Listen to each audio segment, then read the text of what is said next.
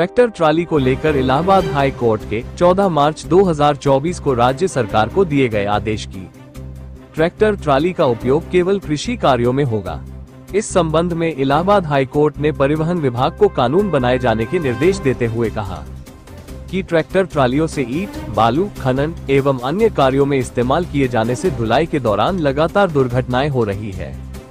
इस संबंध में आज हमारे संवाददाता ने दिनेश कुमार संभागीय परिवहन अधिकारी प्रवर्तन से जानकारी की, जिस पर संभागीय परिवहन अधिकारी प्रवर्तन दिनेश कुमार ने बताया कि उच्च न्यायालय के आदेश का पूर्णतः पालन किया जा रहा है।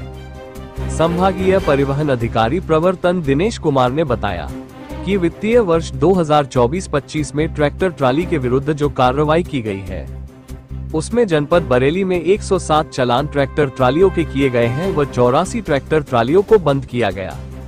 वहीं 1,37,000 की टैक्स वसूली एवं 40,04,000 का जुर्माना वसूला गया है। वहीं बदायूं में 58 ट्रैक्टर ट्रालियों के चालान किए गए हैं और 28 को बंद किया गया है और 5,56,000 का टैक्स वसूला गया है और 13 लाख का जुर्माना किया गया है। इसी तरह पीलीभीत में 151 ट्रैक्टर ट्रालियों के चालान किए गए हैं और 125 ट्रैक्टर ट्रालियों को बंद किया गया है। वहीं 16,88,000 का टैक्स वसूला गया है और 23,93,000 का जुर्माना वसूला गया है।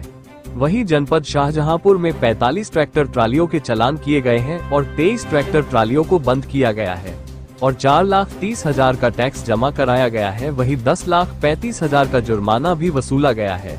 इसके अलावा उच्च न्यायालय के निर्देशों के अनुसार बरेली, पीलीभीत, बदायूं, शाहजहांपुर में ट्रैक्टर ट्रालियों के विरुद्ध सघन चेकिंग अभियान भी चलाए जा रहे हैं। इसकी जानकारी देते हुए संभागीय परिवहन अधिकारी प्रवर्तन दिनेश कुमार ने बताया।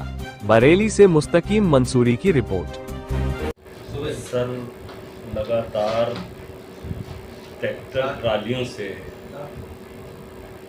जो ईंट, रेता, बालू जो ढोई जाती है उन पर हाई कोर्ट ने संज्ञान लेते हुए 14 मार्च 2023 को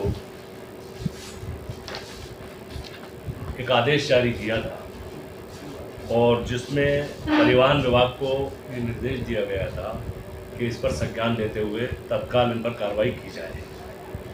तो परिवहन विभाग ट्रैक्टर ट्रालियाँ जो कृषि कार्यों के लिए इस्तेमाल होना चाहिए, वो रेता, बालू, ईंट, लकड़ी, ये तमाम चीज़ों का ढलान करती हैं, उससे दुर्घटनाएं होती हैं। इस पर विभाग ने किस तरह की कार्रवाई की है?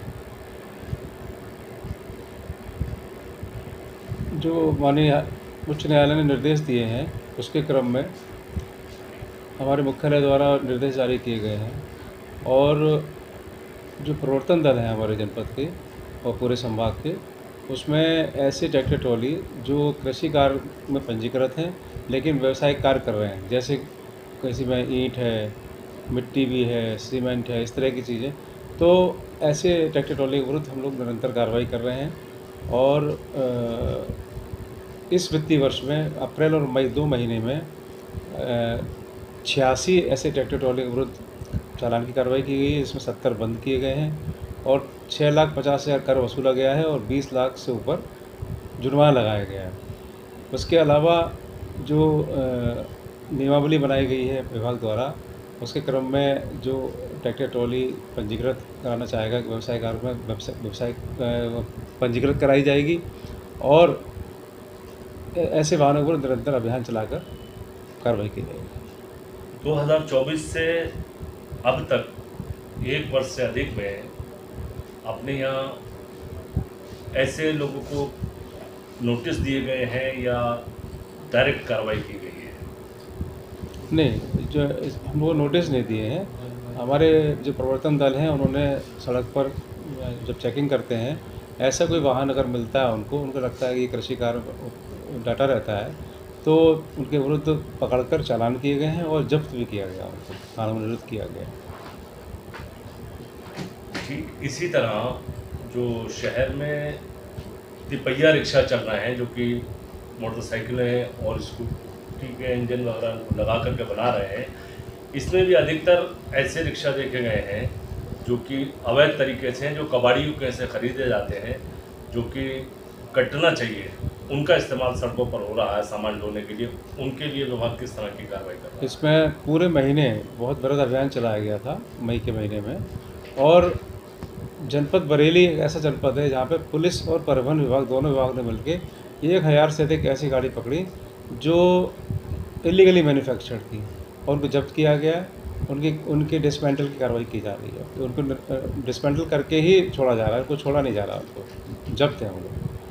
जो कबाड़ी नीलाम खरीदते हैं, नीलाम में जो गाड़ियाँ खरीदते हैं, उन्हें उन गाड़ियों को किस तरह से इस्तेमाल का निर्देश होता है? नहीं, कबाड़ी जो गाड़ी खरीदता है अगर स्क्रैप में ले रहा है तो वो गाड़ी फिर स्क्रैप में ही जाएगी वो, और डिसमेंटल हो कट के वो, चाहे वो किसी फैक्ट्री में जाए, आयरन फैक्ट्री में जाए, कहीं भी जाए, वो संचालन नहीं कर सकता उसका। वो गाड़ी किसी भी रूप में सड़क पर प्रयोग में नहीं लाई जा सकती। शहर में ऐसे कई कबाड़ी हैं जो उन्हीं गाड़ियों के पार्ट्स निकाल करके दूसरी जगह बेचते हैं। तो इसके बारे में तो मैं कोई टिप्पणी नहीं कर पाऊँगा, क्योंकि मेरे सामने इस तरह के मामले नहीं आए हैं। अगर कोई स्पेसिफिक अगर आप कुछ बताते हैं तो मैं जांच कराकर कार्रवाई जरूर कराऊंगा इस तरह की।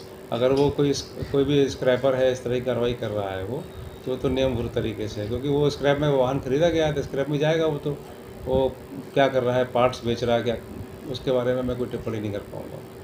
Thank you.